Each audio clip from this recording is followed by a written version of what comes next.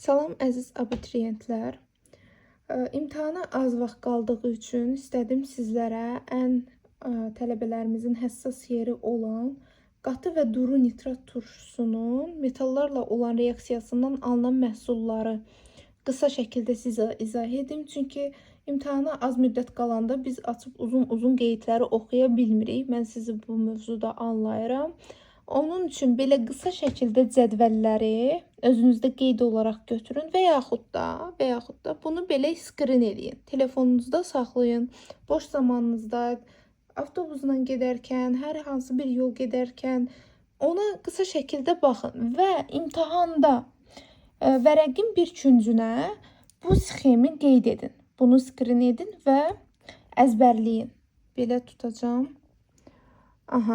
Bunu qeyd edin və əzbərləyin. İmtahan zamanı tez vərəqin bir küncünə qeyd edin. Çünki göz önündə olanda biz daha konkret cavabı tapırıq. Bəzən olur həyəcandan yadımıza düşmür, qarışdırırıq, duru ilə qatını səhv salırıq.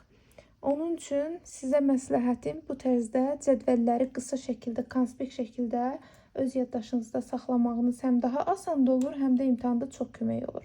İndi isə gələk mövzumuza.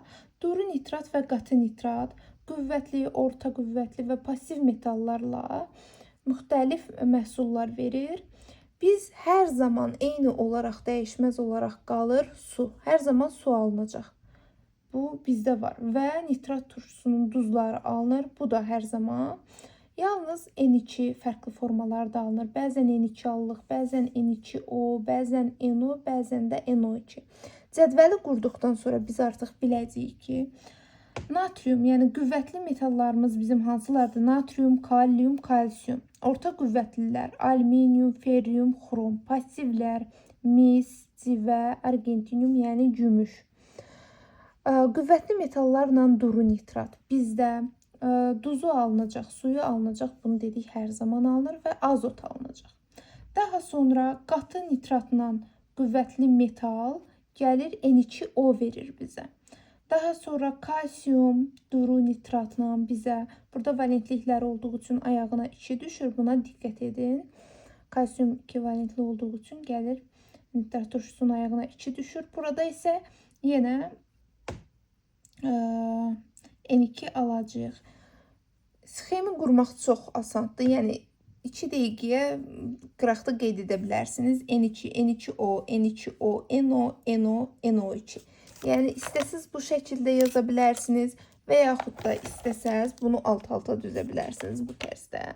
N2, N2O, N2O, NO, daha sonra NO, NO2. Və sonra buradan yazırsınız.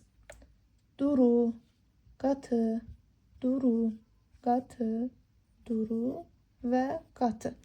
Bu şəkildə siz böyük bir testlərin həllinin cavabını tapa bilərsiniz. Yəni çox qısa bir qeyddir. Vərəqin kənarında çox da yer tutmayacaq. Ancaq sizə testlərdə çox ciddi şəkildə kömək olacaqdır. Ferriuma gəldikdə isə dəmir bizlə qatı və duru nitratla. Ferrium 3 valentli olduğu üçün gəlir burada nitrat turşusunun ayağına 3 düşür və bizdə N2O duru ilə, qatı ilə isə NO alınır. Pasiv də onun kimi duru ilə NO alınacaq, qatı ilə isə burada qeyd etmişəm, valentliklərə diqqət edin, NO2 alınır.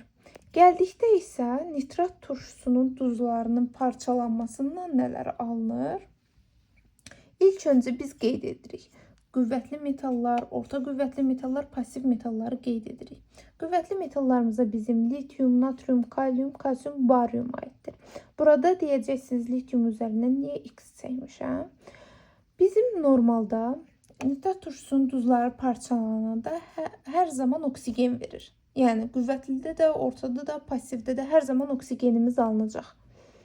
Dedik, nitrat turşusunun metallarla reaksiyasından su alınır hər zaman. Amma parçalanmasından oksigen qazı hər zaman ayrılır. Bu dəyişilməz bir qanundur deyək. Burada litiumun üzərinə niyə xətt çəkmişik? Çünki litium özünü orta qüvvətlilər kimi aparacaq. Burada belə deyək loru dilindən, yəni qüvvətli metallar bizə oksigen və gördüyün natrium NO2, kalsium NO2 ayağındakı yazırıq əmsalı 2 olduğu üçün və oksigen alınır. Ancaq litium gəlir orta qüvvətli kimi özünü aparır. Yəni orta qüvvətlilər, alüminium, ferium, xrom, maqnezium, plümbium. Buradan litium gəlir, buradan da bizə mis gəlir.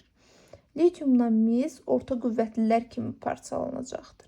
Alınacaq oksidi NO2, diqqətli olun, NO2 alınır və oksigen alınacaq.